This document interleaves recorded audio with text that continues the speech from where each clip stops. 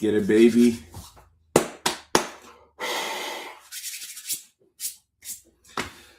What's up, everybody? And welcome back to the Late Night Show with Dr. Kojo. I am your host, Dr. Kojo, and we have a very amazing topic here tonight. We're talking about 5 signs that your anxiety is actually autism and ADHD. This is going to be a very exciting live stream. I hope you learn a lot. I hope you laugh a lot. And I hope you tell a friend to tell a friend about this live stream. All right. I only went live once last week, so I'm excited to be back on schedule, back on track. And I'm already telling that this is going to be a great live stream just by looking at the comments. Just by looking at the comments already. Go ahead and use the comment section to let me know what your name is and where you are checking in from as we get this live stream started. Somebody said that they have ADHD. Okay, so somebody already knows what they have. Okay, awesome. Mandy, how are you? It is good to see you. Our Booze Beckford. I hope I said your name correctly. This is going to be an amazing live stream. I just want to say, as we get into this live stream, thank you so much for your attention. Thank you so much for your support. And thank you so much for being here. I really, really, really appreciate you. I just want to say that. So thank you so much. We have Kim from Australia. Kim, what's up? I'm not sure if it's Kim or Lacey, but you said Kim. So Kim from Australia. Mandy from Florida. Okay. Awesome. I said your name correctly? Dope, dope, dope. June from the USA. Lydia from Clarksville, Tennessee. Ooh, Lydia, you're mighty close to Nashville. We got a show in Nashville, May 31st. I hope to see you there. Hope to see you and your people. We have Rory checking in from Western North Carolina on TikTok. Rory says that they have autism and ADHD. So somebody has a diagnosis already. Okay, awesome. Julie's checking in from Long Island, New York on TikTok. By the way, we are streaming on a couple of different platforms tonight. We're streaming on Facebook. We are streaming on LinkedIn. We are streaming on both my YouTube channels. We're also streaming live on Twitch and on TikTok. Yes, Lydia, May 31st, you got to put it on the calendar. And if it wasn't my own comedy show, I could probably forget. So I put it on my calendar a couple of different times. Heather from Florida, Bettina from Wisconsin, Mindy from Pittsburgh, Pennsylvania. Kim, Lacey's middle name. Gotcha. Okay, so Kim from Australia. Leilani from New York City, our moderator. Sandra from Central Florida. Amanda from Northwest Arkansas. Daria from Hotlanta. I can tell you're not really from Atlanta because nobody from Atlanta calls it Hotlanta. So maybe you just moved there recently. But we love it. Nonetheless, thank you so much for your attention, Daria. Jasmine from Rhode Island. Okay. United States in the house. Renee from North Carolina. Ola from Canada. Okay. G from San Diego. Teresa from Apple Valley, California. Toronto in the house. Montreal in the house. Texas in the house on TikTok. My New York date, Julie, is June 11th. June 11th at Rodney's Comedy Club, New York City. Jenny from Alaska on TikTok. Bangs from the UK. Raquel from New Mexico. Jackie O from Florida. Mandeep from Newfoundland, Canada. Someone says LeBron from Akron. Okay. Nidode from Colorado. Hayward, California. South Georgia. Singapore, Montreal, United States, Michigan, Alabama. People checking in from all over. Louisville, Kentucky, to learn about 5 signs that your anxiety is actually autism and ADHD. As of right now, we don't have any Florida dates yet, but I'm looking to come to Florida. And for those of y'all who are new here and don't know about the big Neurodivergent Comedy World Tour, we kick off in less than 2 weeks in Houston, Texas. We kick off in less than 2 weeks in Houston, Texas at the All Jokes Aside Comedy Club. The big Neurodivergent Comedy World Tour is coming to a city near you. So it's going to be Dr. Kojo and the Neurodivergents. I'm coming with a band of neurodivergent people from California, and I'm hoping that we bring everything that we need to bring because we are neurodivergent. So we'll need a lot of reminders. So we'll need your support. We'll need your prayers that we can bring all of our materials and our merch and our cameras and everything to Houston, and that we have an amazing show. Show number 1 in Houston is already sold out. and I have to wear gray sweatpants. In fact, I got my gray sweatpants already. I'm ready for the show. I told y'all that if we sell the show out, I'm gonna come with my gray sweatpants. So I got my Team USA gray sweatpants. I am ready for show number 1 in Houston. Because we sold it out, we did add a second show. So we added a second show in Houston. So it's going to be a Texas Sunday nighter. It's going to be a long Sunday night. But today I picked up my Adderall. We were out at my pharmacy for a little bit, but I finally picked up my Adderall. So I will have all the power in the world to put on an amazing show in Houston. So I'm excited. Patty, I cannot wait to see you. I cannot wait to see you in Houston. It's going to be amazing. Houston is show number 1 for the big Neurodivergent Comedy World Tour. I cannot wait to see you and hear from y'all. People like Missy Rose, people who are using the content to help understand themselves better and to understand their family members more. That's what it's all about. That is what it's all about. Yeah, look, gray sweatpants. I told y'all that if we sold the show out, I would wear the gray sweatpants. I didn't know that we would sell it out, but y'all being so good, y'all held up your end of the bargain. I'm going to hold up my end of the bargain. So normally I like to wear my suits. I like to be clean, but we're going to switch it up. We're going with the gray sweatpants for Houston, Texas. And we have 2 shows in Houston. It's going to be amazing. Link in the bio. The first show is sold out. The second show starts, I want to say 8 o'clock. 8 o'clock. All right. So we have 2 shows in Houston. We have 2 in Nashville. Nashville is May 31st. The next month we go to New York City, June 11th. The following week, we go to Chicago, Illinois. So I just want to say thank you so much for your support. I really appreciate you all. We have 2 shows that are sold out. The first one in Houston and the first one in Nashville, Tennessee. So thank you for your support. And with that being said, let's get into the 5 signs that your anxiety is actually autism and ADHD. And before I confuse y'all even further, okay? I don't want to confuse y'all, but check it out. You can have autism and ADHD and anxiety. Most people actually have all 3. If you have autism and ADHD, there's a good chance that you have anxiety. There's a good chance that you have something called CPTSD. It comes from a little bit of childhood trauma. We may not have had the most perfect childhoods, so you might be a little bit of childhood trauma, and that's okay. More than likely, you may have PTSD. All right. So you can have more than one condition. So I don't want to confuse y'all. You can have more than one condition. And it's very rare that I see somebody who has just one thing, like somebody who just has ADHD and nothing else. Somebody who just has anxiety and nothing else. Somebody who just has autism and nothing else. It normally doesn't work that way. All right. The overwhelming majority of people who are neurodivergent go on to develop depression. So if you weren't depressed before, guess what? It's coming for you. But when you get the support that you need, because every neurodivergent needs support, when you get the support that you need, then it can help to make the depression much better. All right. So just know that you're not screwed. You are not screwed. There's just a gap between where you are right now and where you could be. All right. And when you can fill in that gap with support, boom, that's where the magic happens. That's where the magic happens. All right. Good to see you, Mac. I'm sorry to hear that. I'm sorry to hear that, Mac.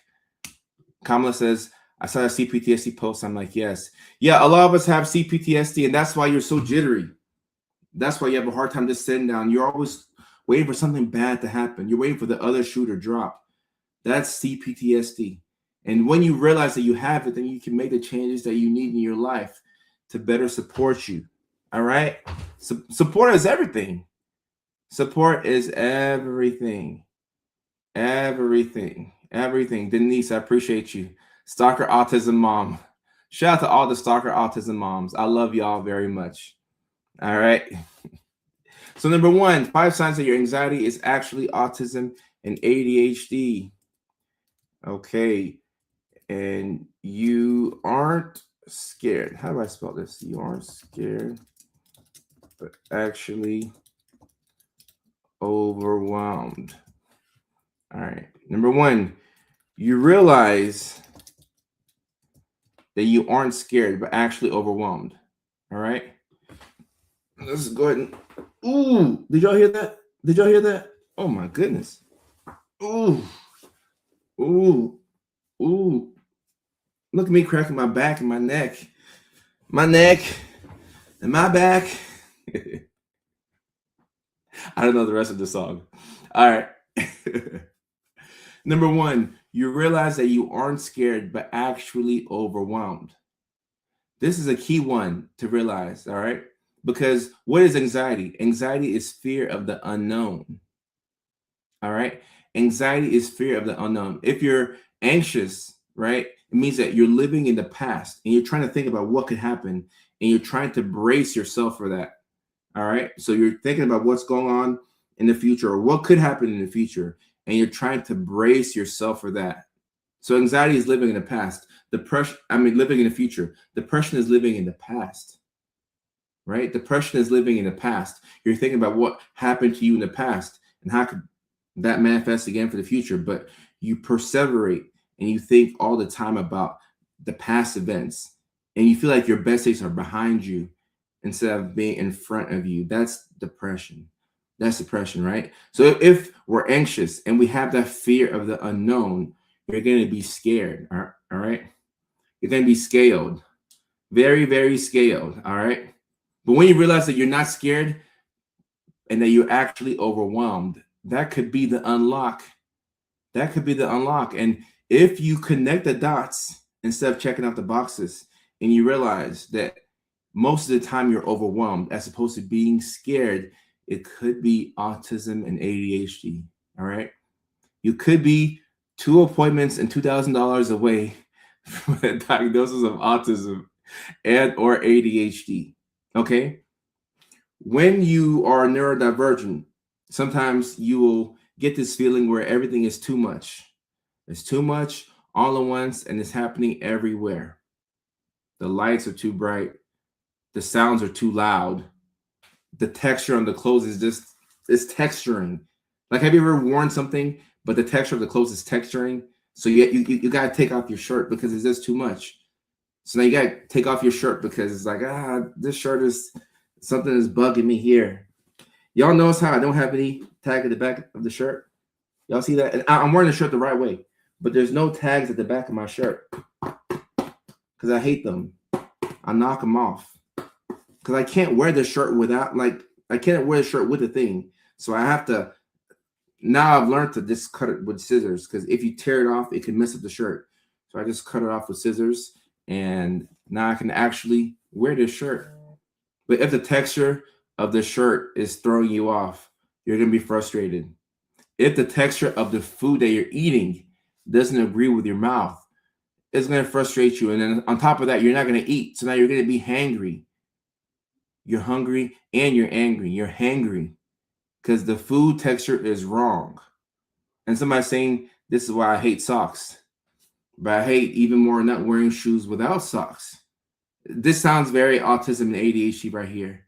You have the whole contradiction of you got to wear the socks, but you don't like wearing the socks. All right. So sometimes you realize that you're not scared, but you're actually overwhelmed. And if you realize that you're overwhelmed and you can figure out what is overwhelming you, that is where the unlock is. All right. Something is overwhelming you, and you have to get to the bottom of that. It could be the person at work who, whenever you come in the morning, they're just talking your head off. And you're trying your best to be nice to them because you want to keep your job and you want to keep the morale high. But anytime you walk into the office, the moment you walk in, you clock in and you're looking for your desk, this person's just talking your head off. You're not scared, you're overwhelmed because they're talking your head off. Sometimes people don't talk to you, but they talk at you. Have you ever had that where people are talking at you? We're not having a conversation. You're just talking.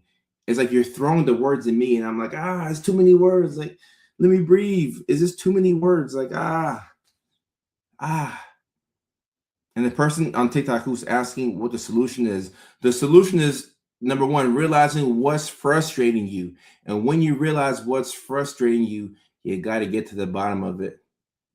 Maybe you can tell that person at work, hey, like when I come in, just give me a couple of minutes to just walk in and figure out what my assignment is. Just give me some time. Like I like talking to you. And that could be a lie, but you're trying to be nice. I like talking to you, but give me some time. If it's your spouse who keeps buying you shirts that have these annoying tags at the back of it, you can just let your spouse or your partner know, hey, when you go to the store, these are the shirts I like, and these are the pants I like. And when you buy it for me, I wear a size large, but I don't need to know what the size is. Just knock off take off the tags for me, so that way it's helpful. And letting your partner know, hey, this food that you cooked, it's not that you're a bad cook, but the texture of the food, it just does something to me to where I can't eat it. So can we switch to another meal? If the lights are too bright, hey, can we adjust the lighting in here? If the lights are too dull, can we get some different light bulbs? What can we do to reduce the sensory overload? You got to figure out what is frustrating you and how you can account for it. And when you do that, all of a sudden, what you thought was anxiety is gone away. Oh, you thought you had to go and get Lexapro at the doctor's office to take care of the anxiety, and that's a good medication and it can help. But when you get to the root of what's frustrating you, now you have solved the problem. And even better, you solved it without another pill. I'm all for pills. I prescribe them. I take them myself. But the fewer pills we can take, the better. I think we can all agree on that. The fewer pills we can take, the better. Of course, don't stop taking something that's been prescribed to you. But the fewer pills, the better. So if you're able to find something that can help you out, okay, now I feel good. Now I feel good. And Trevor's saying, I've been raw dogging mine and developed CPTSD. Now I'm trying to find a doctor in therapy. Well, love to show to Trevor right here. Trevor, love to show to you. Love to show, because it takes a lot as a person to admit that you've been raw dogging and that it's not working. Okay, we have a lot of raw doggers here, I'm sure. If you're a raw dogger, put a 1 in the chat. I just want to see something real quick. If you're raw dogging all of this, put a 1 in the chat. I need to see who's here. 1's in the chat if you're raw dogging, because Trevor ain't the only one. Jackie, Bella, Nasha, Not It, Ops Jamaica, Ali, Wild, Danielle, Charzette, Giselle. A whole lot of 1's on TikTok. A whole lot of raw doggers on TikTok. Jalen, a lot of raw doggers out here. Look at all these raw doggers. Look at all the Denise is really raw dogging it. Look at all these raw doggers. Look at all these raw doggers. And shout out to Mandy. You can actually go to your PCP. That's what I did when I first got diagnosed. I went to my PCP, and it was the quickest way to get help. So you can actually go to your PCP. People don't know that. So thank you for saying that. Look at all these raw doggers. Look at all these raw doggers. Wow. Wow. Wow. I plead this. What is raw dogging? It's going raw. No protection, no lube. Is this you versus mental illness? You're going right at it. No medications, no therapy, no assistance. And all these people who are raw dogging, I mean, you're doing a really good job, all things considered. Oh, yeah, there's another way. Yeah, you can get help. You can get help. It sounds dirty. It's because it is dirty. Whatever you think it sounds like, that's exactly what it is. That's exactly what it is. To try and brave the world and not get any assistance. Oh my goodness. And for all my raw doggers out there, for all of my raw doggers, I know, because look, I raw dogged for 26 years, and it got to the point where I was going to fail out of grad school. I was up to my eyeballs in debt. I moved out of my parents' house. I didn't have the money, but I moved out because I needed my peace of mind. So my parents are on my back. Then I'm trying to help out financially at home. I'm trying to help out my grandma. She's on my back. My girl at the time is on my back because I'm not spending time with her. And I am losing my mind. I'm like, I'm about to fill out this doctoral program. I will never become Dr. Kojo. I need help. That's when I reached out to a friend. He told me about his story. And he said that he takes Ritalin for ADHD and that he gets extra time for his tests at school. And that's when I said, I'm put up the white flag. I can no longer do this. I went to my primary care doctor, Dr. Pearson in Grovetown, Georgia, and he changed my life. He diagnosed me with ADHD. He got the ball rolling, sent the medications to the pharmacy. I took the medications, and look where I am. What, 6 years later? That was one of the most important days of my life. Real talk. All jokes aside, pun intended, because that's the name of the comedy club that we're going to be kicking up the tour at. The All Jokes Aside Comedy Club. But pun intended, all jokes aside, getting help changed my life. And those of y'all who are watching right now, everybody who put the one up in the chat, all my raw doggers, there's two versions of you. There's you right now, okay? Then there's you with support. The you with support runs laps around you right now.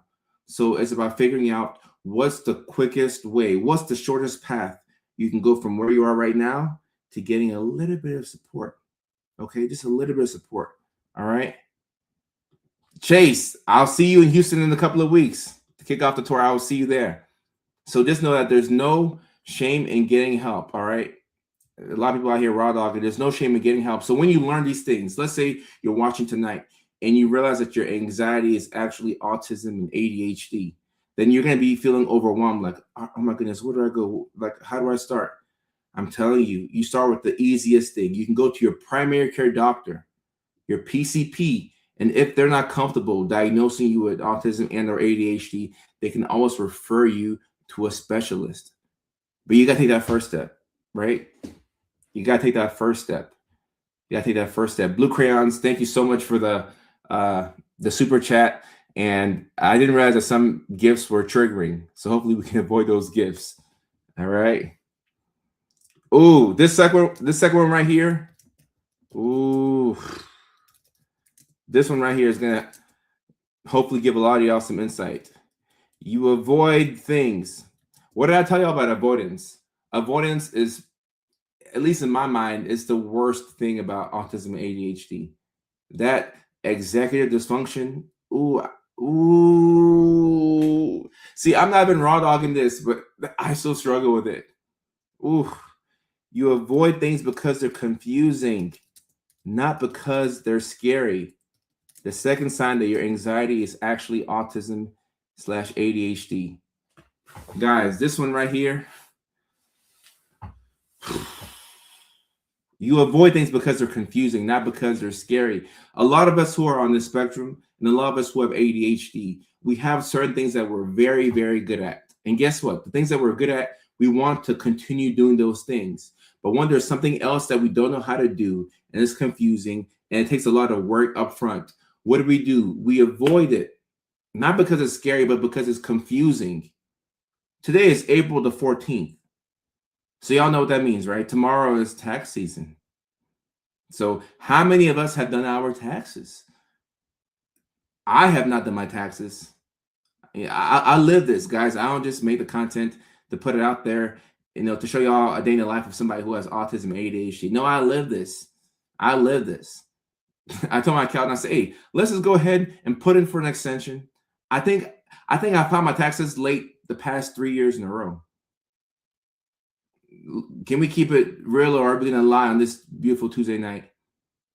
Tomorrow's tax season. Let's file an extension. We'll take care of it later. Later is a curse word when you're neurodivergent. You should do your best to try and avoid later. But sometimes you get busy. And Kate says that I'm a tax preparer. My taxes, what? We have an Kate on TikTok. We have an accountant who does other people's taxes, but they haven't done their own taxes. Yeah, that sounds very ADHD. Yep. Come on up and get your diagnosis. Come on up and get your diagnosis. Come on up and get your diagnosis. Thank you for the super chat, K-Nut. I told my PCP that I suspect I had ADHD. He replied, oh, so you want drugs? I haven't. Okay, I'm looking for a belt. I cannot find them. Actually, I found it. I'm looking for a belt here. Who is your doctor? Who's your PCP? They need a whooping. Your PCP needs a whooping, okay?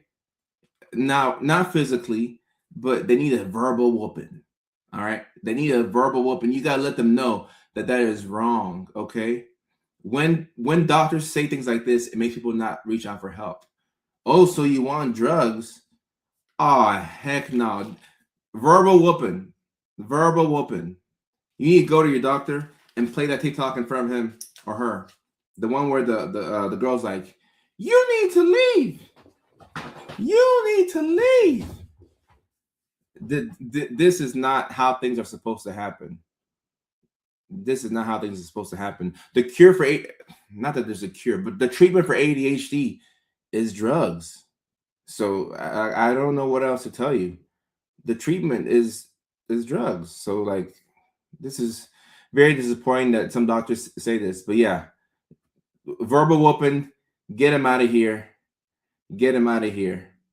Because as providers, we're working for you. We're not working to make ourselves feel good. Oh heck no. Oh heck no.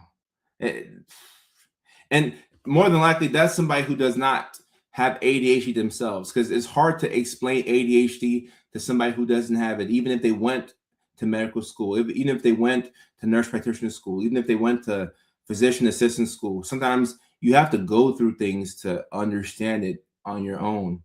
So very disappointing that your doctor would say that. Very, very disappointing. But avoidance is, look, there's a lot of things that are painful when it comes to autism, ADHD. I think that rejection, sensitivity is up there. But man, oh my goodness. You avoid things and then they pile up and they pile up and they pile up. And then you look at your to-do list and it's too overwhelming. So instead of starting on it, you just give up because it's just too much all at once. And it's too much to go through your to-do list. It's too much to clean your house. So you just avoid everything until you have to take care of it. So this turns into a last minute person. Okay. It turns you into a last minute person. If you're a last minute person who has autism and ADHD and you have CPTSD, your nervous system is going to be wrecked. That, guys, that's what I need y'all to be mindful of. Your nervous system is going to be wrecked. And if you're dysregulated, and now it's time to make major life decisions. Do I marry this person? Do I move to Buffalo, New York to take this job? Should I break up with this person? Do I give up on this relationship? Do I try this new hobby? Should I put myself out there?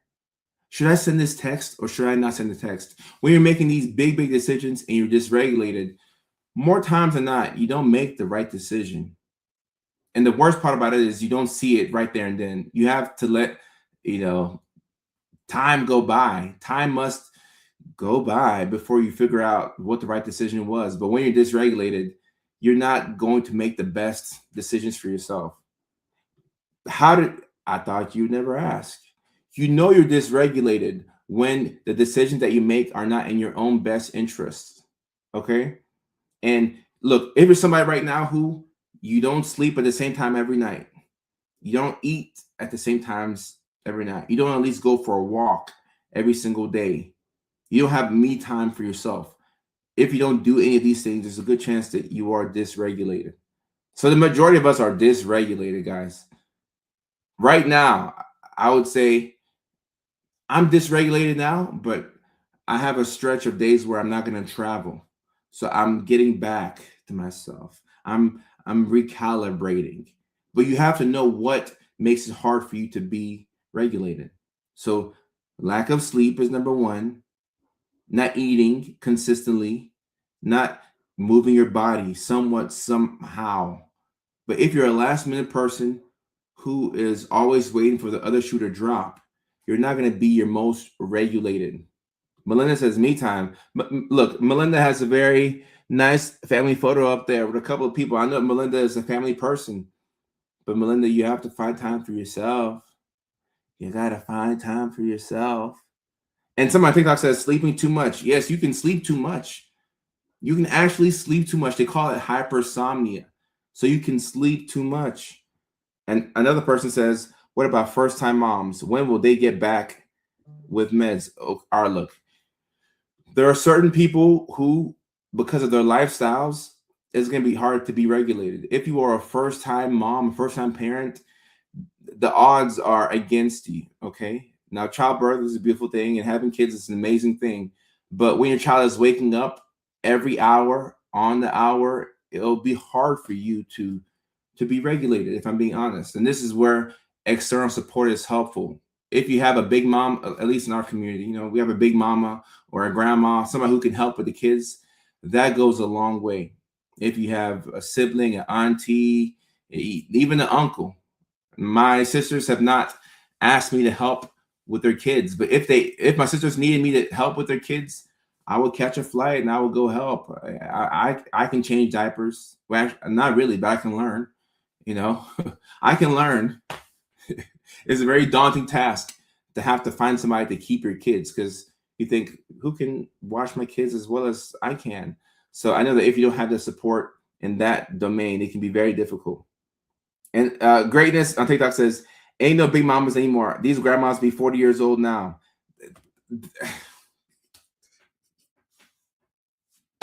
That's the thing. There are no more big mamas. Grandmothers are 40 years old. I mean, I've dated a couple of grandmas now. Okay. 42-year-old woman, 44, 46-year-old woman. Look, I never thought I dated grandma, but these grandmas are different nowadays. These aren't the grandmas when I was growing up. These these are different grandmas. Delilah, bought tickets for your show in Chicago. Delilah, cannot wait to see you June 18th, Chicago, Illinois. Cannot wait to see you at the show. Yeah, look, these grandmas are different. These grandmas are different. These grandmas are different. They're not the grandmas from yesteryear. These grandmas are these grandmas smell good. They look good. These grandmas are walking around with BBL. Young, sexy grandmas. Yeah, it's confusing my mind. And I'm 33. Uh, I have changed a diaper before, but this was when my nephew was like a baby, a wee baby. Now he's like 14, 15. So it's been a long time. Right, grandma's still getting caught up for alcohol. Yeah, these grandmas are different. These grandmas are different. These grandmas are different. Whew. These beautiful grandmas. And yes, I'll be in Chicago in June. But yes, avoidance. If you avoid things because they're confusing or they are hard, it's not because you're afraid of that thing. A lot of times, I mean, you could be, but most times it's because, look, there's some type of hidden neurodivergence there. Autism, ADHD, these things make it hard for you to do what you need to do when you need to do it. When you need to do it. Younger men who date older women usually want. What does that emoji mean? I don't know what that emoji means. Just say it. I don't know what that emoji means. Gen X grandmas. Oh yeah, these new batch of grandmas. I like them. I like them. I like these. I like these new batch of grandmas. Smash. I mean, all guys want to smash. I mean, grandma or no grandma.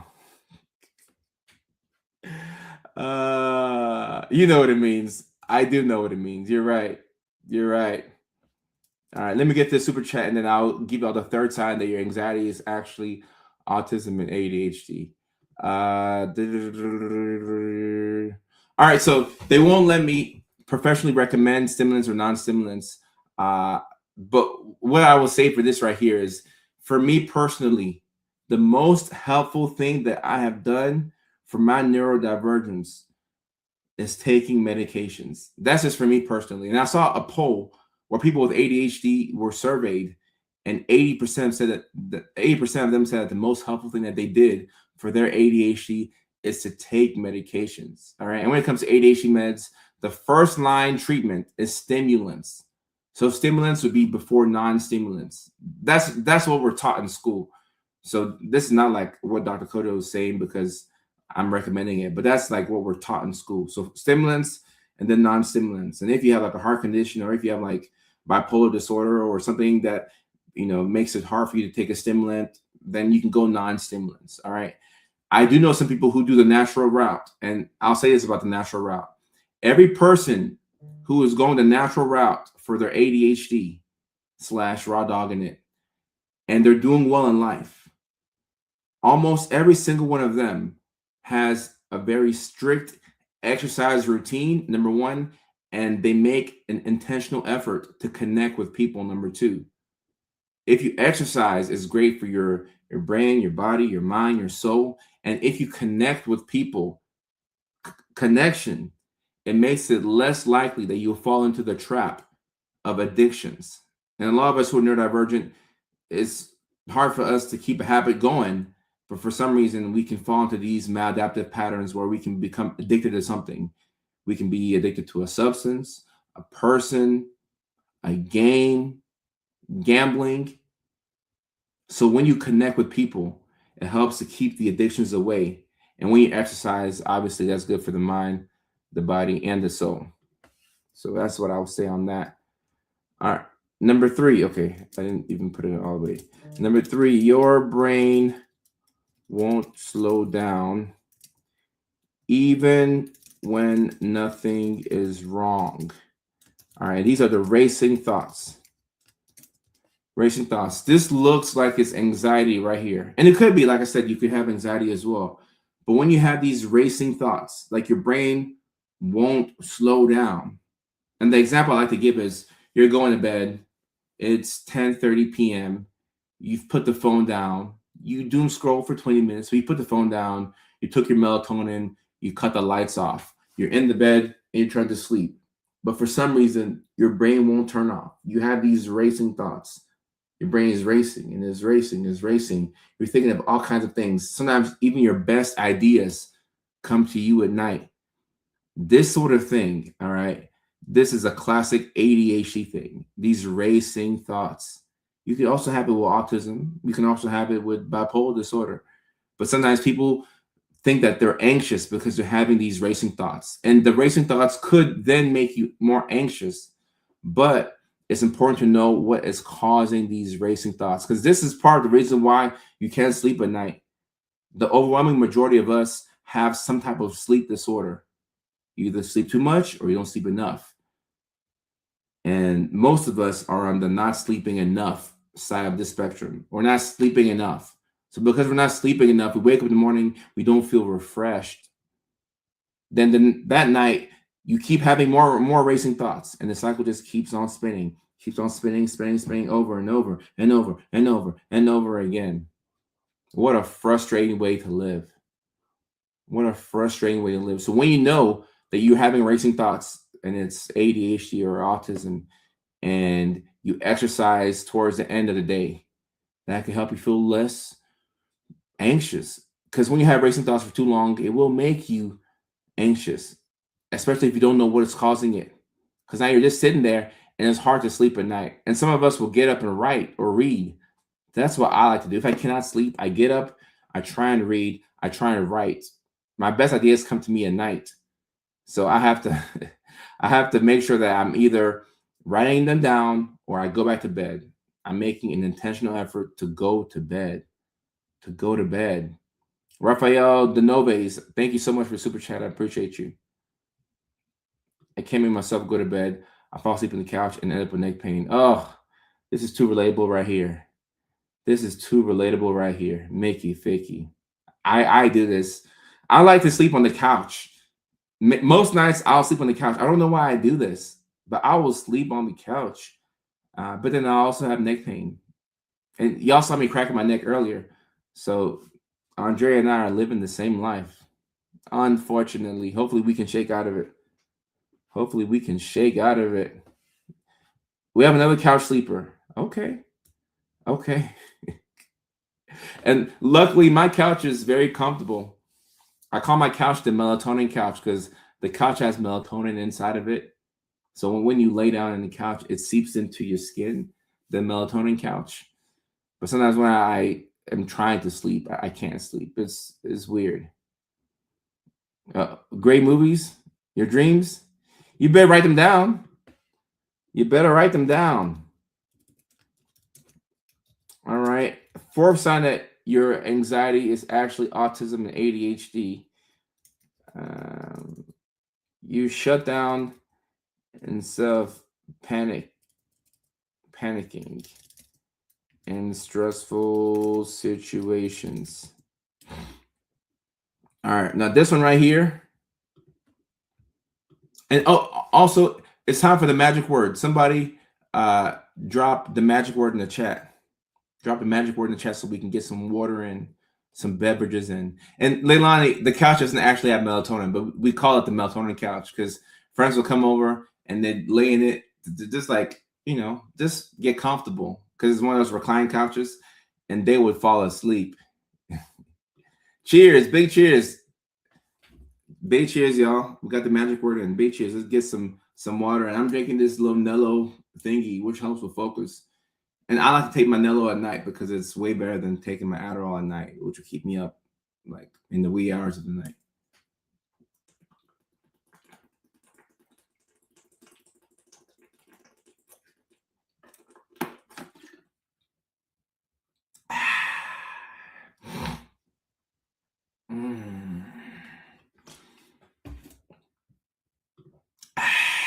Big cheers. Big cheers. Big cheers. Big cheers. Big cheers. Woo! And Renee, I'll keep that in mind. I'll try not to crack my neck. Woo! All right. You shut down instead of panicking in stressful situations. Okay. So this shutdown, you can see it with ADHD, but this is probably the autism part of the autism and ADHD. Shutting down in stressful situations. And this is also why it can be difficult to talk. I know y'all seen the videos that I post where the girl is trying to talk, but she cannot get the words out of her mouth. The verbal shutdown, or you can call it selective mutism, or you can call it going nonverbal, which maybe isn't the most accurate term, but I think it helps to convey my point here. You're in a stressful situation and you're trying to respond, but for some reason you cannot get the words out of your mouth and you shut down. And sometimes you also do panic, but it's more so if you have shut down. Your body has sort of paralyzed itself, not physically actually, but it's very difficult for you to do anything because you're in such a stressful situation. So this sort of thing could be autism and ADHD more so than anxiety. All right. And it looks a lot like anxiety. And guess what? You are anxious in this situation. So like I said, I don't want to confuse you. You are anxious in this situation. However, the source of the anxiety is not generalized anxiety disorder. I'm afraid of the future. I don't know what's going to happen. So because of that, I'm uneasy. The source of the anxiety is the neurodivergence. And in this situation, more than likely the autism. And autism means that the way you communicate with the world is different from how a neurotypical person would communicate with the world. So because of that, you have to have some type of external support in order to survive, number one, and to thrive, number two. And the external support that could really be useful in this situation is somebody helping you out. Either somebody's going to talk on the phone for you, or somebody's going to intervene and help out with the thing that is stressing you out. But this is where external support is very helpful. I'm looking at TikTok. Susie said this happened yesterday. Lisa said this is exhausting. Susie said, I get frustrated and stressing. I just cry because I'm tired. Mel says, I shut down in therapy sessions. Yeah, this is very frustrating. It's very frustrating. And especially as an adult, you feel as if this shouldn't happen to you. Because, like kids can struggle with this sort of thing. But when you're a full grown adult and you need help and you can't do these things, for some reason, we have more shame. And it's just because of expectations. We feel like as adults, we should have everything figured out, which if you're an adult, you know that we don't have everything figured out. Why are we kidding ourselves? Like, why do we hold ourselves to such high standards? Just getting by, surviving a day is an accomplishment. If you can survive a difficult day, that's an accomplishment. So we don't have to hold ourselves to these high standards. We got to remember that we are neurodivergent and that our best is our best. Our best is good enough. Our best is good enough. So don't feel like you have to have everything figured out. Don't feel like you have to be smooth in every single situation. Sometimes if you can't get the words out, just chalk it up to the game. It's like, all right, cool. We weren't able to get the words out. It's okay. It's okay. We try to talk and maybe people thought we were weird, and if so, then that's fine. Because look, you can't be smooth all the time to everybody with everything. We're just doing the best that we can. All right, we're just doing the best that we can. All right, now this one right here, number 5, which is the last one on my list. This is something that can really look like anxiety, and this is, in my opinion, this is one of the reasons why people will be misdiagnosed with anxiety as opposed to being sent out for an autism assessment. Because I feel like a lot of y'all are so close to an assessment. Like y'all go into a doctor, you realize that raw dog is not helping you out. You're like, all right, I need help. I'm gonna go get checked out for whatever is going on. And then you go and then you exhibit this right here. And the doctor's like, okay, yeah, you're anxious. Here's Lexapro, here's Zoloft. But you were this close to a referral for an assessment for autism. You were this close, but maybe your clinician got confused. All right. And that's this right here, number 5. You feel better when things are predictable. So you have a need for control. Okay. You feel better when things are predictable. And this, not to confuse y'all, but this is anxiety. This is anxiety. An anxious person will want to control every scenario that they can. You want certain outcomes to be locked in.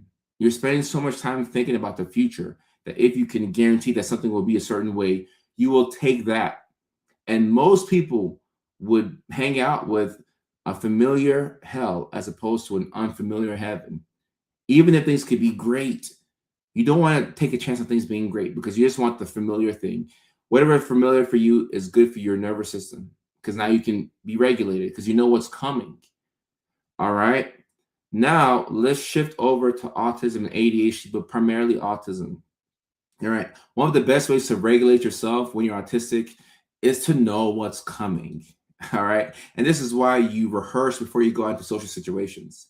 So you know that you have a social function coming up. You got to go out to salsa tonight. You have to go out to a work party or something like that. So you spend some time in the car and you think about what you're going to say. You're like, all right, if this person comes up to me, they're from my workplace, they're going to want to ask about how the job is. So I'm going to say, oh, work has been good. Yeah, I'm caught up with everything. And this person's going to ask about the kids. So I'm going to say, oh, the kids have been good. They're playing soccer. They're doing great. And this person's going to ask about your parents. Oh, yeah, my parents are good. So you come up with a rehearsed and a scripted answer for everything when you go into a social environment. You want things to be predictable because this is how you regulate yourself. Okay. Now, if you do this in all areas of your life, this you should be assessed for autism. That's what I'm trying to say right here. If you have this intense need for control, and when you can predict things, it makes you feel so much better. Now, you probably do have the anxiety as well, but there could be some undiagnosed autism there. Just you needing things to be predictable. When things are predictable and you know what's coming and things end up happening the way that you thought it would happen, everything is fine. If everything happens the way you anticipate it to happen, then things are fine. It's almost like you're not autistic. Nobody would know because you anticipate the situation correctly. You thought that you're going to be asked this question and somebody asked you the question. So you already had answers to the test. So you're fine.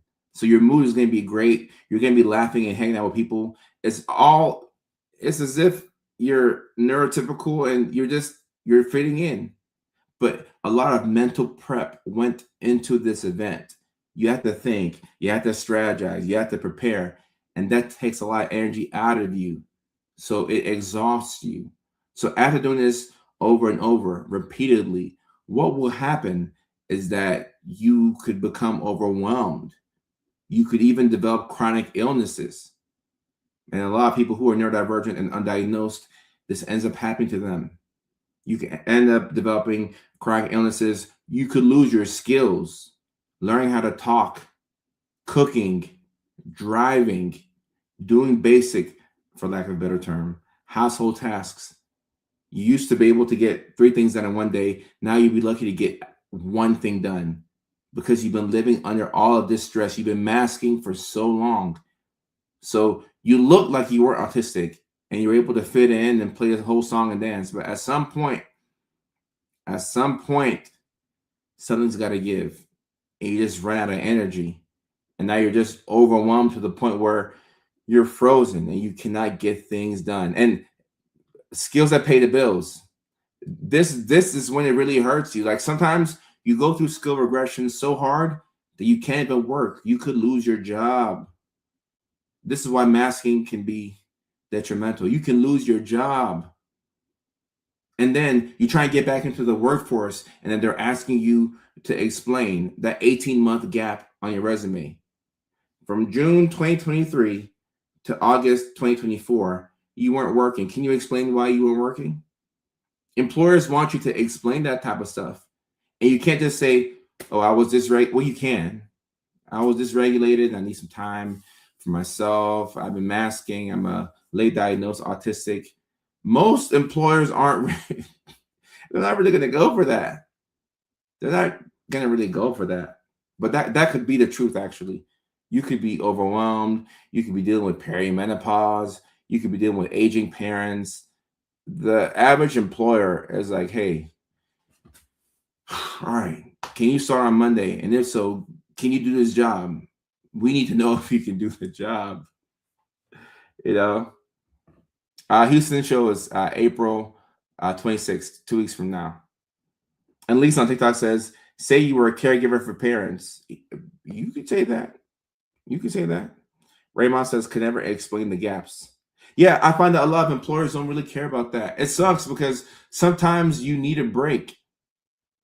I find it weird that it's normalized that we're supposed to go from one job to the next. And then when you leave this job, you go straight into the next job. You might take a week or two off to move, right? You're moving from Cincinnati to Orlando, so you have to take some time to move. Okay, cool. But after that, people expect you to go from this job to that job to this job and then this job. Now you've been at this job for 2 years. Okay, you get a vacation. You go on vacation, you go to Bahamas, you come back. You got to go to this job. Isn't that crazy that you're supposed to go from this job to that one, to that one, to that one, to that one, and that there's no break? How is that humanly possible? That's actually ridiculous. What in the capitalism is going on? Okay, and not to get political, like I'm grateful for capitalism. I'm from West Africa, Ghana. I'm an immigrant, so I'm just happy to be in America. I don't care who is in office. This beats my home country. I'm happy to be here. But I'm just saying it's a little weird that we're expected to go from position 1 to 2 to 3 to 4 and to not have any break. And also to not say anything about it. Like you're not supposed to speak up and like if you speak up and say something about this, then that's pretty autistic, right? You decide to speak up and say the thing that everybody's thinking. Everybody's thinking it, but nobody wants to verbalize it because it's a bad thing to say. Like you'll say the truth, and people will look at you like you're crazy. And you're like, did I say a bad word? Did I say a bad word? What's going on? Like, guys, that's not normal. I don't care what nobody says. That's not normal. That is not normal. Andrea says, I begged for a break. If I took 5 days off, they called me the entire time. Yeah, it's not normal. You need time for yourself. And look, this is just for the United States of America. I'm sure in other countries it could be like this, but you need time for yourself. How did the Nordics do it? Do they take breaks? It's almost like the best way to get a break. Like you have to have a baby to get a break. Isn't that crazy? You have to give birth to get and even then you get like 6 weeks of maternal leave or something like that, and then you gotta go back to work. You have to leave your baby. You gotta leave your baby and go to work. Just really think about that. I didn't think about this until my older sister had a baby, and then she went back to work and she was crying because she missed her baby. And I was like, oh my goodness. Oh my goodness. And actually somebody corrected me. You're actually right. A baby is not a break, actually. A baby isn't a break. Like you're actually more stressed with the baby than you were before the baby. So you're right. A baby's not a break. A baby is not a break. And apparently you don't get paid for maternity leave if you don't have short-term disability. All right, this is just too much to keep up with. It is just too much and also once you have a baby, you got to keep the baby, right? Like you had a baby, so now the baby hasn't gone anywhere.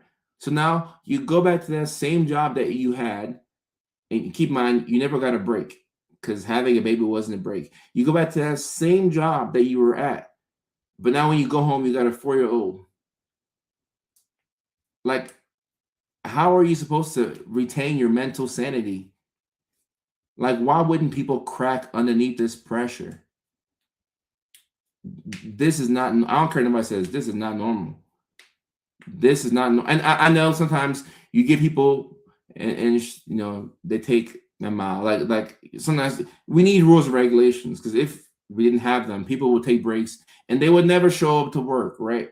We need structure to keep us accountable, right? Especially those of us who are neurodivergent, we do need accountability.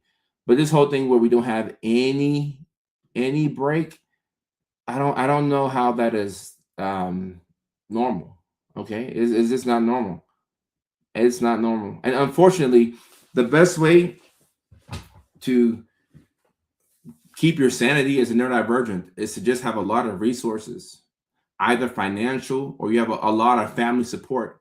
Some people have mothers and aunts and sisters and a whole lot of family that can help and take care of the baby, so now they get to sleep throughout the night. Some people will just outsource the help and use money. Hey, I'm going to pay for this. I'll pay for that. I'll pay for this. I'll pay for that. But if you have no external support,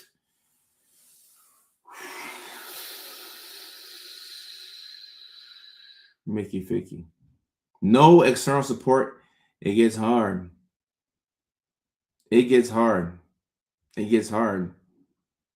And someone says discussing how masking can lead to burnout. And yeah, masking, you got to be who you are. Or, and look, guys, if you mask too quickly at work, it could cost you your job. So it's a true catch-22. The masking will hurt you, but not having a mask on in certain situations will also hurt you. So it begs the question, how often should I mask? When should I mask? Like this mask right here that gives me all of these social powers. How long do I keep it on? When do I show up as myself? And when can I show up with the mask on? Like that's the game within the game. I got to figure out when I can be myself, or when I have to be with my other 3 personalities. Like who do I have to be? Who do I have to be today in order to get through the day? It's ridiculous. It's ridiculous, guys.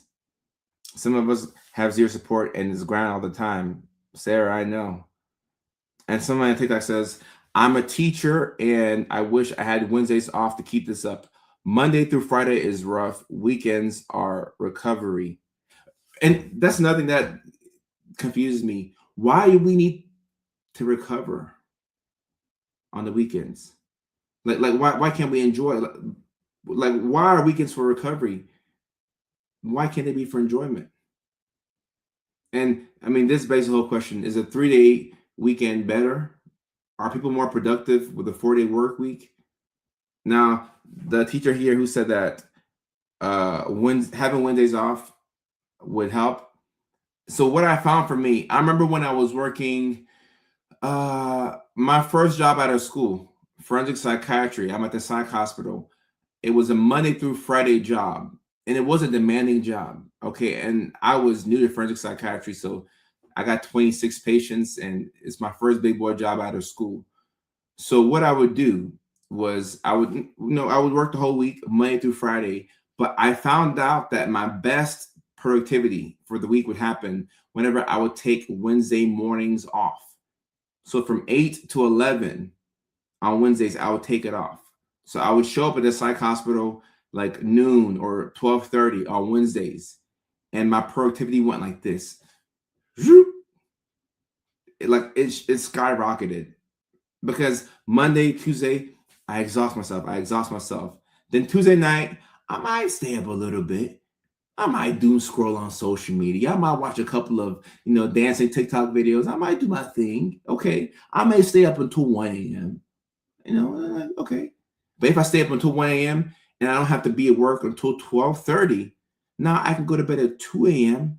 and I can wake up at 10:30. Now I have 8.5 hours of sleep. Now, when I go to the psych hospital, I can be present for my patients. So that was a game changer when I realized that. I'm like, all right, I can just take off half of the morning on Wednesdays, but you have to have a job that allows you to be flexible like that. As a teacher, I don't think you could do that because you got first period and second period and third period. So you got to find another way to give yourself some time. You got to find yourself some time for yourself, but you got to figure something out. You got to figure something out. You got to figure something out. And we are at the 1 hour mark. Leilani, I got it. We'll stay on for 15 minutes more. We'll do some Q&A. But I caught it this time. I'm like, oh, I caught it. My husband takes a half day off sometimes, or he takes a Wednesday. I'm telling you, there's something about Wednesday and just taking half of Wednesday off that I think would really help us. Because like it's in the middle of the week. If you use half of Wednesday to recover, then you can actually enjoy the weekends. And I don't know why, but Wednesday is just the best day to take off or take like a half day off. I don't know why. Wednesdays are just, I think the next best thing would be having all of Monday off. And having Monday off feels better than having Friday off. I know it doesn't make sense, but I would rather have Monday off than Friday off. So that way everybody's rushing to get back to work. But then like I have that extra day, I have that extra day to kind of do what I want. Let me see. How you get diagnosed as an adult. So you missed it earlier, but you can go to your primary care doctor. So if you're raw dogging right now and you need some support, the quickest way is to go to your primary care doctor and let them know what you suspect is going on, and then ask for referrals if they don't feel comfortable diagnosing a certain thing. A lot will diagnose ADHD, but some don't feel comfortable diagnosing it. And I'd rather a provider say, hey, I don't feel comfortable, as opposed to them saying that you have depression and misdiagnosing you and just sending you along your way.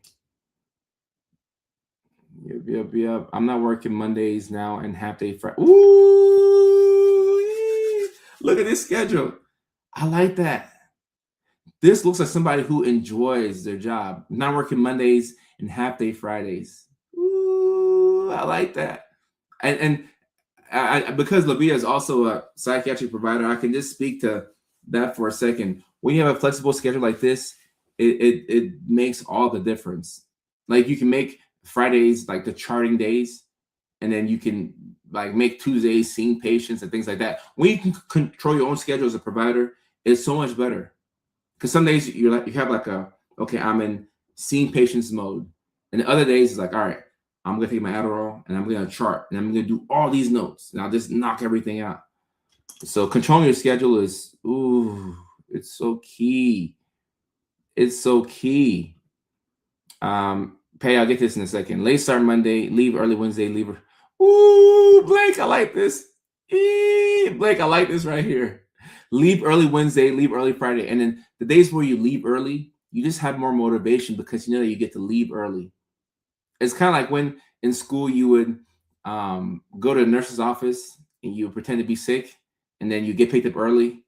Like some days I went to school, I'm not gonna lie. I would go to school some days knowing that I was gonna fake a stomach ache to be picked up early. And on those days, I was always productive in the mornings because I'm like, all right, in about 30 minutes, I'm about to catch a bad stomach ache and I'm about to go to the nurse's office and act like I'm about to throw up. And then they're gonna call my mom and I'm gonna say, Mom, my stomach. And then she's gonna pick me up and I'm gonna go home and then I'm gonna play PlayStation and I'm gonna have a good time. Do you think neurodivergents have a more developed sense of humor? I definitely think so. And it's funny that you mentioned this because the comedians that are coming with me on the road are also neurodivergent. And I feel like humor is one of the best ways to cope with what we're going through. If you have to pay more because of the ADHD tax, if you pay more because you forgot to pay tickets and you forgot to pay bills and you had traumatic childhood and you got diagnosed at 31, and because you were undiagnosed for 3 decades, you went through a lot of trauma, you made a lot of decisions that you weren't proud of, you aligned yourself with people that didn't have your best interests at heart. When you've gone through all of this trauma, when that comes as a result of undiagnosed neurodivergence, look, you either gotta laugh about it or you're gonna cry. And you can do both. You can laugh and you can cry. But I think that we have a more developed sense of humor because we've just gone through so much. And when you've gone through so much and you connect with other people who have been through these things, then you're able to come together and build a community. That's why I believe that most comedians, most artists in general, I think are neurodivergent. And it's a healing journey for us because we're using what we've been through and we're channeling it into our art. So I think that a lot of neurodivergents have a developed sense of humor. Great question. And laughing is the best medicine. It is the best medicine. And someone says, when I tell a joke, people either get embarrassed because they realize I told a joke 4 thoughts later. Well, but that's funny. Like that's funny. And also, humor gives you a chance to use self-deprecation in a way that's actually positive. Okay. Even though I do comedy, I tell y'all, do not joke if you're not a comedian, right? Or if you're not, like, let's say you're making a joke with friends. I get that. But outside of comedy purposes, do not make fun of yourself for no reason. Self-deprecation in the wrong context is going to hurt you because that can give the negative thoughts more ammo. We're not trying to give the negative thoughts more ammo. We're trying to tune out those negative voices and use positive reinforcement to help us move along. So if it's in the comedic context, yeah, you can make fun of yourself. But just going through your life on a day-to-day basis, I am not a big fan of self-deprecation. I actually hate it because we have to figure out ways to keep our mood up. We've got to figure out ways to keep our mood up. Let me see. I passed my life insurance exam. Congratulations, Taylor. Congrats. So the company that wants to hire me will let me pick my schedule. Just need to make 15 calls in a week so I can work what days and hours I want. I can work around appointments for my kids. Love this show right here. This right here sounds like a woman who is going to enjoy working at this company. Because look, 15 calls in a week. If you're neurodivergent, look, some of us have the type of AuDHD where we can make 16 calls in 3 hours. So if you can make 16 calls in 3 hours, and then the rest of the week you can spend, organizing yourself, preparing like which days you're going to make the calls or whatever, you would excel. But if you're forced to make 3 calls per day, right? 5 days in a week, 3 calls per day. 3, 3, 3, 3, 3. That's 15. I don't think you would do as well. Because first of all, that's micromanaging. And then also, you might make 3 calls on Monday, 3 on Tuesday, and 3 on Wednesday. But you could catch a bad mood on Thursday. And Thursday could be a difficult day. It can be hard to make any calls. Same as Friday. So our definition of consistency is way different from the neurotypical definition of the consistency. So trying to do things like a neurotypical person will burn you out. 3 calls every day, Monday through Friday. No, let me do 8 calls on Monday and 8 on Tuesday, and I'm good. Or I'll just take my Adderall on Monday morning. Let me knock out all of the calls. Yeah, that's what I'm gonna do. I'm gonna take my Adderall and knock out all the calls. Everybody's getting a phone call. Everybody getting a phone call.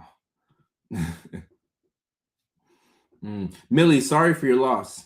Sorry for your loss right here. Yeah. The avoidance that we have as neurodivergence is so difficult. It's so difficult because you'll know that something needs to be done and you still won't do it.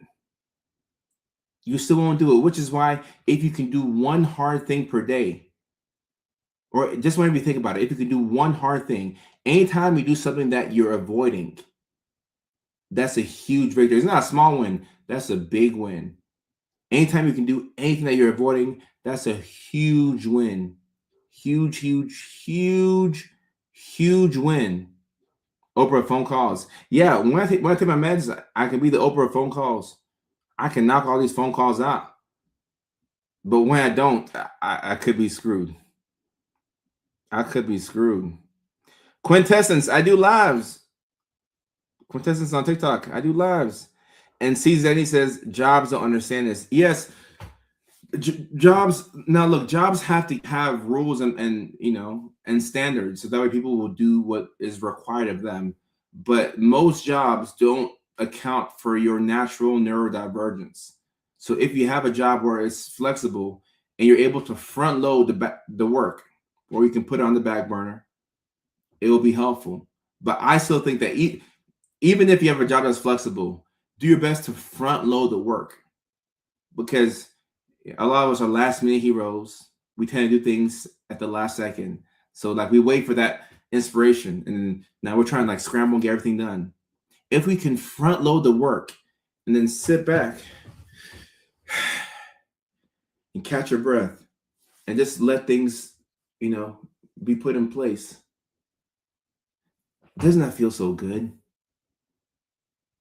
That feels so good. You front loaded all the work. Like the lady who has to make 15 calls in a week. I did 9 Monday. I did 6 Tuesday. Now, Wednesday, Thursday, Friday, I can sit back. I can write my schedule for the day. I can review the phone calls I made on Monday and Tuesday. I can take some notes and say, okay, let me do this better. I could do, okay, that worked. I'll do that again. This didn't work. I won't do that. You can actually analyze yourself, and you can meditate, and you can figure out what's the best way for you to do things. But one of the biggest ways that we depress ourselves is by forcing ourselves to do things like neurotypicals. Our definition of consistency is different from theirs. So you can try and cosplay as a neurotypical, but when you burn out and you come back here, we're still going to accept you with welcome and open arms, and we'll just tell you, hey, this is how we do our stuff. Front load like the dishwasher. That's funny. That's funny. Phineas, I work. Ooh. Okay. All right. Let's check this out. Or Phineas, not Phineas. Phineas. 10% Monday, 30% Tuesday, 20 Wednesday, 15 on Thursday. I like that. I like that actually. I like that. 10% Monday. Tuesday and Wednesday are your heavy lifting days. So 50% of your work gets done on Tuesdays and Wednesdays. Then 15 on Thursday, which is still a nice portion. And then Friday, you're kind of taking things easy. Okay.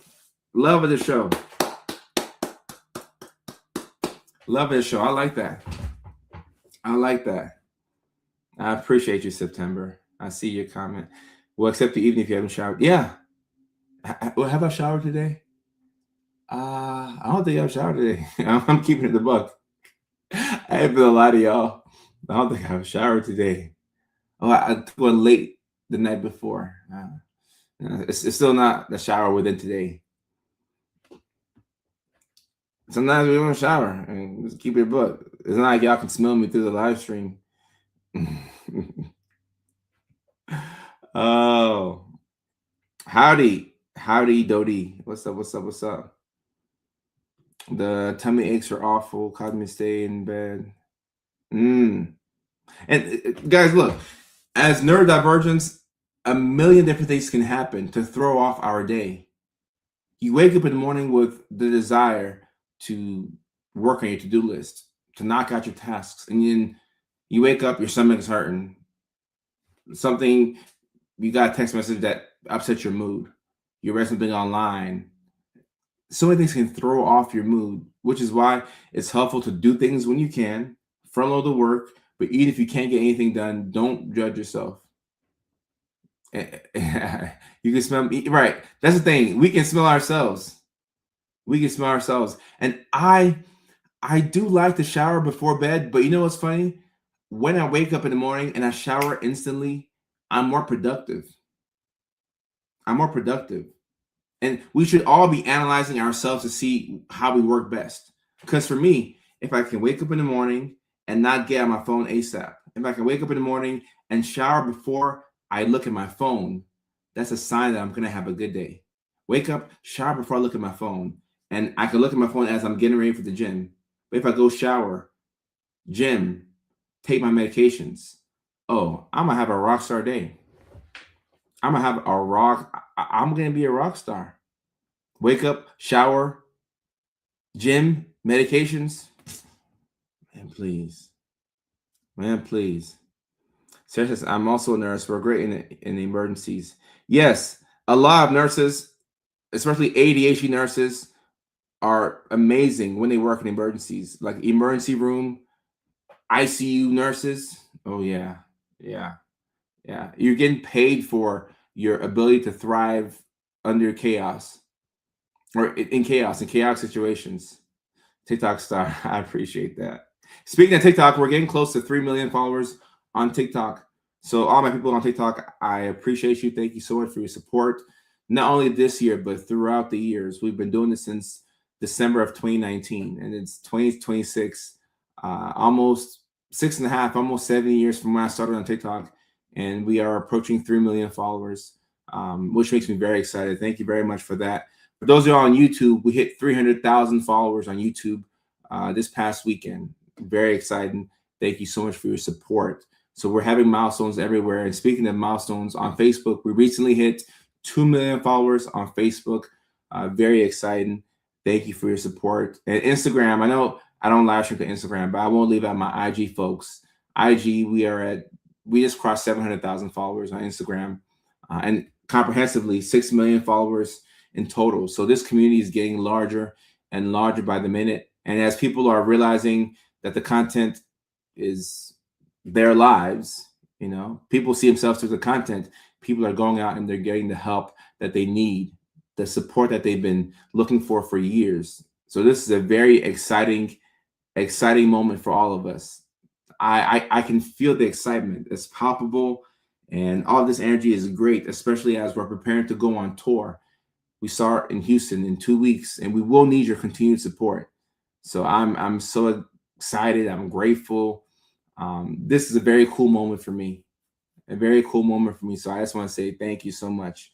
Thank you, thank you, thank you, thank you, thank you, thank you, thank you so much. I cannot wait for Houston, guys. April 26th. The first show was sold out. I got my gray sweatpants as promised. The second show, the link has been added. So we're looking to sell out the second show. Let's sell out 2 shows in Houston.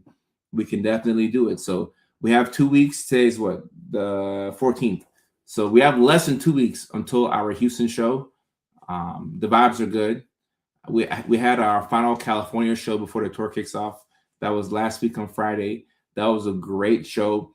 Shout out to Carlo from YouTube. Let me give Carlo some love. Carlo from YouTube pulled up to the show in LA this past Friday. Carlo came with his wife. Carlo is neurodivergent, was recently diagnosed with ADHD, I think he said last year during the show. And his wife is neurotypical. So look at that. We have a neurotypical and a neurodivergent couple, and it works. So I like to say that, if you're neurodivergent, you may want somebody who's also on the spectrum, somebody who also has ADHD, but you can be neurodivergent and be with a neurotypical partner, because Carlo from YouTube pulled up to a show with his neurotypical wife. They have a loving relationship. They've been married for 4 years. They said, yeah. So look at my memory. It's still pretty good. That's what they said during the show. Been married for 4 years. So shout out to Carlo. I got to see him at the show in LA. We normally do those shows once a month. We'll probably do them either once a month or once every other month. Show some love to the hometown folks in Los Angeles. And that is my home club. That's where I work on my material for everything on the road. And I cannot wait to see those y'all in Houston who will be at the show there. It's going to be great. Houston's going to be amazing. It's going to be awesome, awesome, awesome, awesome. And for those of y'all who want the ticket information is in the link in the bio. So Houston, April 26th at the All Jokes Aside Comedy Club. The first show sold out. So this will be for the second show that starts at, I think, 8:30 or so. So it could be a little late for y'all if you have to work Monday morning. Those 3 hours before you go to bed that you spend doom scrolling, I'll love it if you came to the club, the All Jokes Aside Comedy Club, and you laughed with us, and you decided to doom scroll on Monday night instead of doom scrolling on Sunday night. Adolfo says, I'm neurodivergent. My wife is neurotypical. It can work. Look at that. Look at that. Love of the show. 10 years married. 10 years married. And when we do the fourth wall shows in LA, there is street parking, but it can be hard to find parking for that specific show.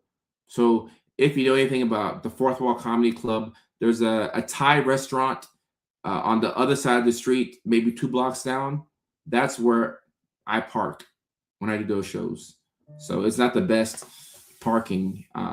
If you know anything about LA, the parking situation can be quite interesting, but we make it work. We make it work. Ashley, I hope to see you in Nashville, but even if not, I hope to come to the surrounding areas, the Ohios, the Kentuckys, the Arkansas, the Carolinas. So we will be adding more shows. The Nashville show is going to be great, Pamela. I hope to see you there. Health permitting, I'd love to see you there. But we will be adding more shows. The lineup that we have right now is Houston in 2 weeks. Then we have Nashville May 31st. Then we have Chicago June 18th. And then the week before that, we have New York City June 11th. People are saying, come to Arizona, come to Jersey. I would love to come to those spots. Shout out to Emily. Emily is the best. My hubby and I are both neurodivergent. Been together 11 years and have 4 neurodivergent kids. Wow. Wow. And yeah, it is a stand-up comedy show. 4 neurodivergent kids. I know that house is always loud. Quiet moments in that house, rare to come by. Come to Minnesota for all the ADHD nurses. I would love to come to Minnesota. I would love to come to Minnesota. Oh, what are my shows like? My shows are very neurodivergent friendly. I like to interact with the crowd. I like to tell my story. I like to mess with the people who are sitting up front. Not too much, but if you're sitting up front, I will definitely talk to you. So don't bring your side chick to the show now, because don't come with, because look, we're coming. We got cameras. I want to see who's sitting in the front row. So if it's your side chick or something like that, I don't want to out you on TikTok.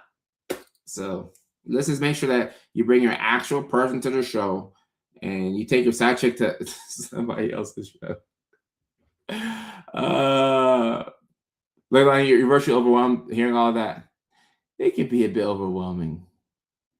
It can be a bit overwhelming. My husband is neurotypical. I'm neurodivergent. He's been supportive of my needs. Been married 17 years and together 19. Look at that. Look at that. That's awesome. Yes, Zany's is a show in Nashville. That's Zany's. That is a show in Nashville. Thank you so much. These comments, I really appreciate these comments.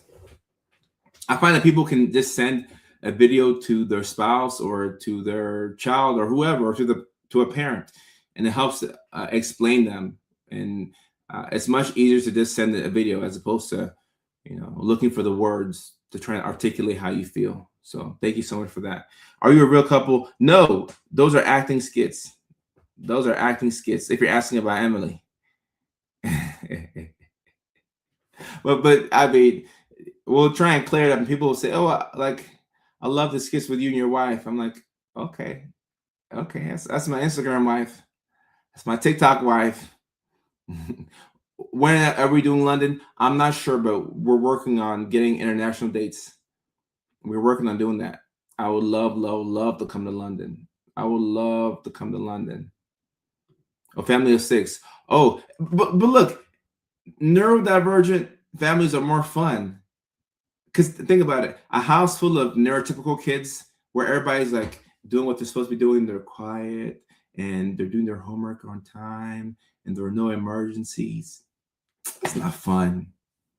Now, obviously, I don't want like emergencies where like the kid's health is in jeopardy or something bad's going to happen, but we need some stimulation. We need some excitement. I'll sit up front so I'm not distracted. Okay, that's a good way to make sure that you pay attention if you sit up front, because you never know when we're going to talk to you.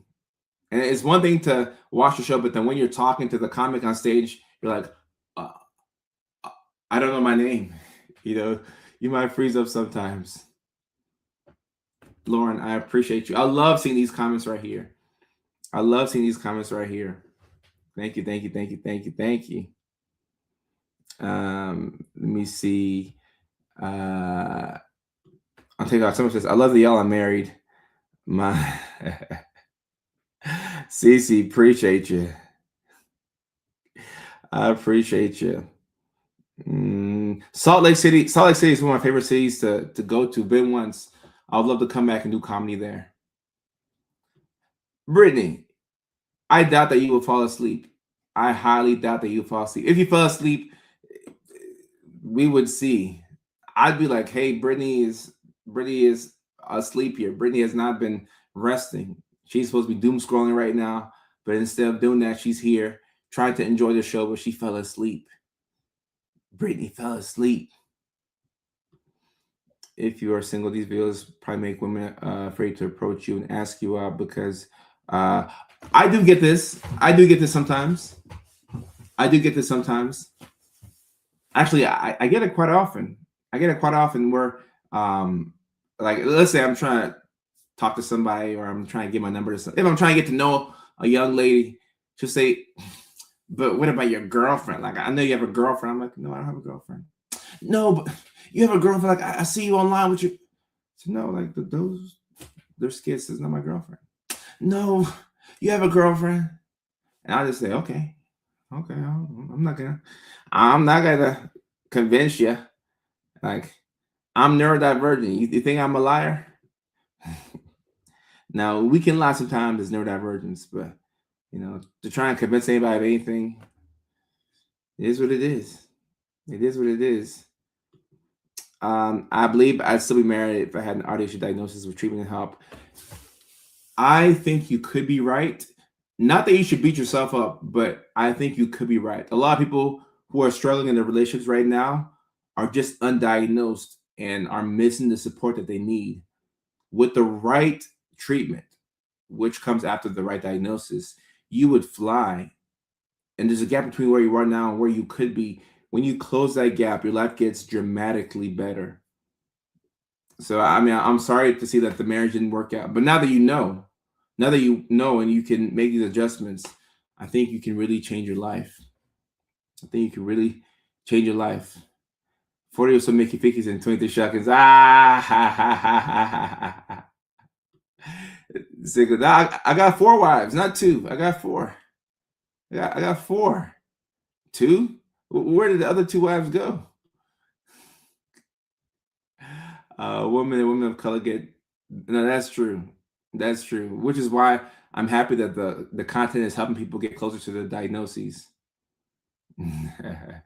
the tire she falls asleep. That's funny. I got no more shucks to give. Oh wait, that's funny right there. Tua Abuela on TikTok says, "What accommodations do you recommend?" It just depends. Some people need accommodations in the form of medications. Some need them in the form of just support. Sometimes just calling a friend and having them be on the phone while you get certain things done at the house, that can help you out. So it's specific to you. It's specific to you. Chuckles and polyamory. 4 wives. That's funny. Once my husband accepted, I will repeat everything all the time and stem sing. Oh, I love stem singing. Bunny, I love stem singing. We do that in my family all the time. We'll hear a certain word and it'll trigger a song and we'll just start to stem. Vocal stems are always unlocked all the time. Let me get this question and then before we wrap up. All right. What's your advice on dating? Okay, so 2026 dating. Now is an interesting time for dating in general. Dating it's another job, guys. You have to ask yourself first and foremost, do you have the capacity for another job, for another person? And relationships work best when you do your best to make their life easier and they do their best to make your life easier. So a relationship is a commitment in a sense. So I think it's important to understand that if you're going to get into a relationship with somebody, it's going to come at a cost. You have to ask yourself if you are willing to pay that cost. Okay. And then also, if you are neurodivergent and you're trying to date out here, you have to ask yourself as you're dating these people, Am I with somebody who actually wants to get to know me and figure out how my brain works? Or do they like the idea of me?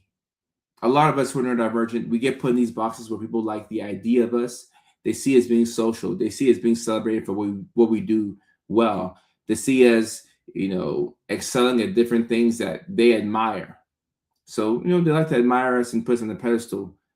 At the same time, can they deal with the negative side of the neurodivergence? Being overwhelmed, the shutdowns, struggling to eat sometimes, struggling to take a shower, skill regression, sensory overload. Can they deal with that part? So it's important to find somebody who is dedicated to understanding how your brain actually works and someone who can be with you on a bad day. So if you're neurodivergent, it's very important to keep that in mind. And keep in mind, you pick the person that you date. So just make sure that you have somebody that you don't have to mask around. Because you mask at work, but at least at work, they're giving you money to help you pay your bills. But you don't want to pick somebody that you have to mask around. That sounds like torture. It really sounds like torture. It sounds, oh my goodness, no. Get somebody that you can be yourself with. And if you were accepted, and look, here's something that I find interesting. Even if you mask at work and you mask in other areas of your life, but you have that one person that you can be yourself with, that right there is healing. That can prevent you from losing your skills. That can prevent you from picking up extra chronic illnesses that come from masking. So even if you have just one person in one area of your life where you can be yourself, that is very healing. That is very, very healing. So keep that in mind. Right. Someone you can have STEM parties with. You can stem to Kid Cudi. You can stem to Avril Lavigne. You can just do your thing. And if they're also neurodivergent, then I think they could understand you more. But as we saw in the comments earlier, we have folks who are neurodivergent with neurotypical partners, and their partners want to understand them. The partners make an attempt to get to know who the person is. So you don't have to find somebody who's neurodivergent. I think it makes it easier because they have lived experiences. But you can find somebody who's neurotypical, who has nothing, who is still dedicated to figuring out who you are. So it's possible. The stemming be stemming. We're singing songs. Sarah, yes. Sarah, you didn't know that? Singing songs based on words in the conversation is stemming. Yes, that's stemming. That's stemming. It looks like we have another one in the neurodivergent family. Somebody just received their virtual diagnosis right now via TikTok Live. Yeah, singing songs based off of the words in the conversation is stemming. That's one of the best ways to stem, actually. Ah, heck no. Fart and you'll know me. Ah, heck no. Someone who will keep choosing you every single day in every situation, just as you are. Wow. Pamela, that's beautiful. 35 years, neurodivergent. Yep. Somebody who will choose you every single day. Every single day. This is stemming right here. Same song a million times a day. Yep. And sometimes we'll listen to the same song over and over and we won't put it on repeat. Why not just put it on repeat? But you'll click it, you let it play, then you go back and you click it again, you let it play, you go back, you let it click it. Like, just put it on repeat. Movie quotes are a great way to stem. Movie quotes, yep. Quintessence, the Funny Bone in Perrysburg, Ohio. Okay, I need to let my team know about that. I would love to go to Perrysburg, Ohio. I've never heard of Perrysburg, Ohio. That means I should find a way to get to Perrysburg, Ohio. I stem with my fingertips back and forth with good music, only in my car. I like that. I like that. I have a CD that I feel safe to. Okay, same songs. And the funny thing about this is we will stem to music that we heard over 20 years ago, and we will listen to it like it's the first time that we've ever heard the song. And sometimes you'll have an artist put out new music. Like, it could be your favorite artist, so put out new music. They released it like 2 weeks ago, a new album. And you say, no, I don't want that album. give me their old album so I can play that over and over ad nauseum. I'm gonna play it until we can no longer listen to this song. Like I gotta get tired of this song before I stop playing it. I saw you on Netflix and I was like, hey, I know that guy. Okay, okay. That's on John Mulaney's Everybody's in LA special from 2 years ago. Okay, I appreciate your support. Thank you, thank you, thank you. Like, I know that guy. I watch his videos on TikTok, on Facebook, on Instagram. Mulaney says, I sing to every word that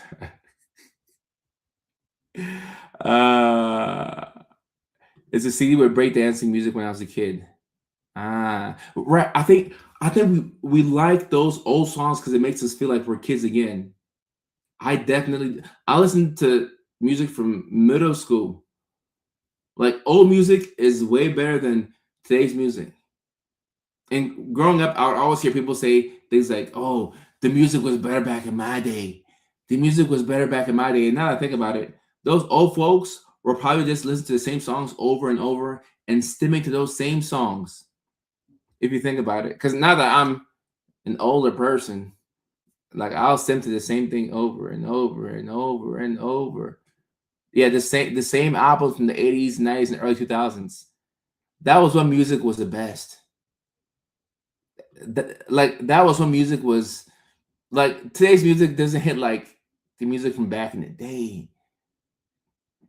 Like that back in the day music, oh my goodness. Give me some old school Ti. Like I want to hear some first album Kanye.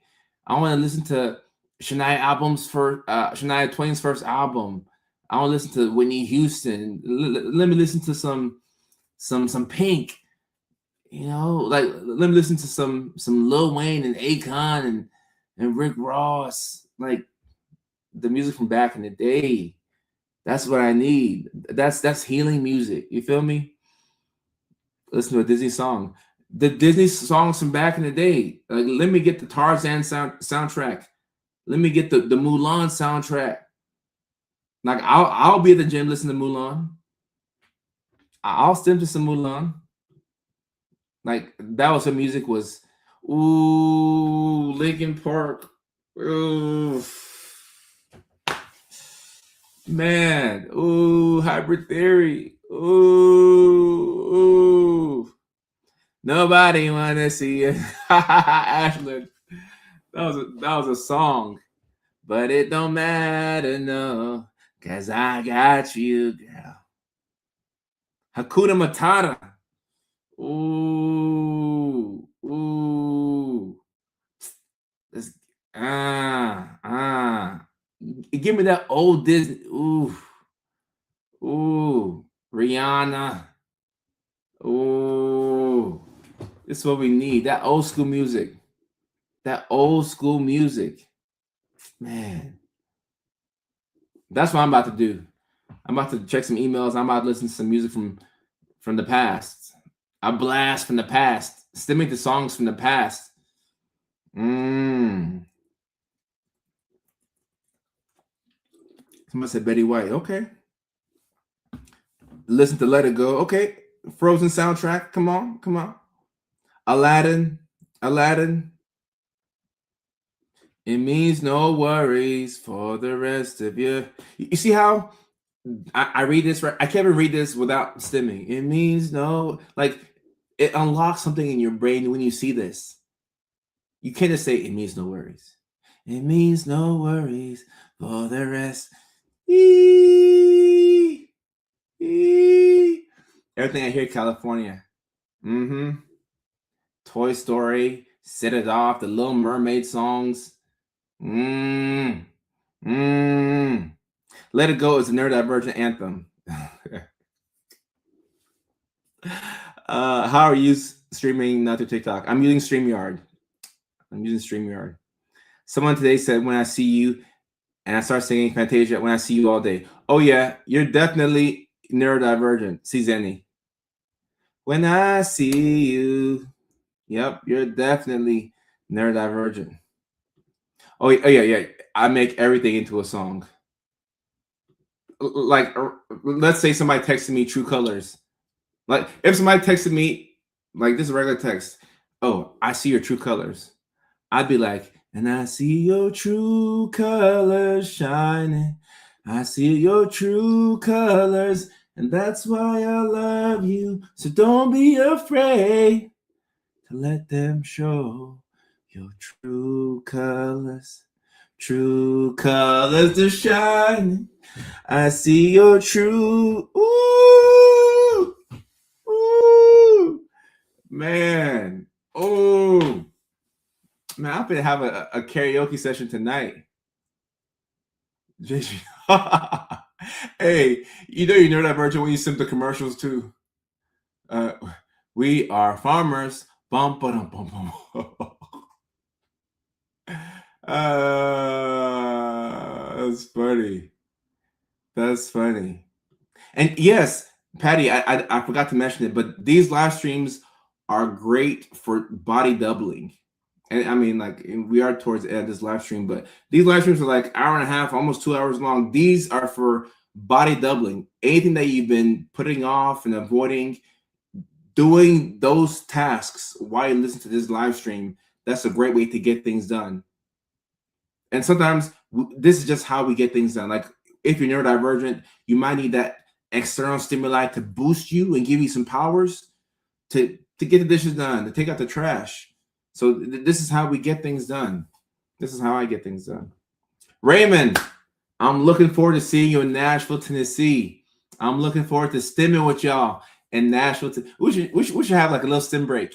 And actually, speaking of Nashville, I have a musical guest in Nashville, Tennessee. For the Nashville show, we have 2 shows in Nashville. I have a musical guest for the Nashville shows, all right? My younger brother is an artist. He goes by the name Rob Feta. He'll be performing. He'll be bringing out our cousin for one song that I've been stimming to like nonstop. I've been stimming to this song like 7 times a day. So we will have a stim break in Nashville with a musical guest. So if you come to the Nashville show, we got a special guest for y'all. It's gonna be so good. It's gonna be so good. And I see your true colors, and that's why I love you. So don't be afraid to let them show your true colors. True colors to shine. And actually, one thing with YouTube, you're not supposed to sing songs because you can get like they can flag you on your live stream for singing songs. Did you know that? Like I'll do this live stream and it'll tell me after the fact that I played Phil Collins, and I'll be like, oh, like that. Oh, you're saying that I sounded like Phil Collins. I take it as a compliment. They take it as a copyright strike. So okay, YouTube. Okay, YouTube. And yes, New York City is going to be June 11th. I cannot wait for that. It's going to be really good. It's going to be really good. I never knew watching something or people start until my friend goes, yeah, watching the same thing over and over is that's stimming. That's stimming. I've watched the Last Dance documentary of Michael Jordan like 7 times, and I'm aware that that's not normal, but I love it. In fact, I might go watch it. I might cut it on right now, and I have to go through these emails. Let those colors show. I'm gonna let them show. I'm gonna let them show. I'm gonna let them show. Okay, all right, guys. I gotta wrap it up. And move on to my next thing. But we will be back on the live stream again on Thursday night. Thursday night, we're back on the live stream. That's gonna be 6 o'clock California time, which is 9 o'clock East Coast time. All right, so it's gonna be 9 o'clock in New York time, 8 o'clock Nashville time, 7 o'clock Phoenix, Arizona time, 6 o'clock California time, Seattle time, 5 o'clock Alaska time, 4 p.m. Hawaii time, 2 a.m. United Kingdom, London time. So that'll be Thursday. So Thursday, 9 o'clock Eastern. I'll see you all for the next live stream. And for those of y'all who are going to the comedy shows, for more information, link is in the bio. We kick off in less than 2 weeks. Less than 2 weeks. We kick off in Houston, Texas at the All Jokes Aside Comedy Club. Show 1 is sold out, but show 2, we still have tickets for show 2. The next month, we're going to be in Nashville, Tennessee, May 31st. Show 1 is sold out, but we still have tickets for show 2. The following month, we're going to be in New York City, June 11th.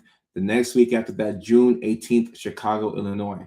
So I can't wait to see y'all. I appreciate all the support, whether you're a day one from 2019 or whether you started watching last week. You're part of the family. Stay here for as long as you need to. And until the next time, peace, take care, and try and get some rest, all right? Doom scroll for like 10, 15 minutes. After that, put an alarm on and get to sleep, all right? Get to sleep. Until next time, peace, take care, and I love y'all.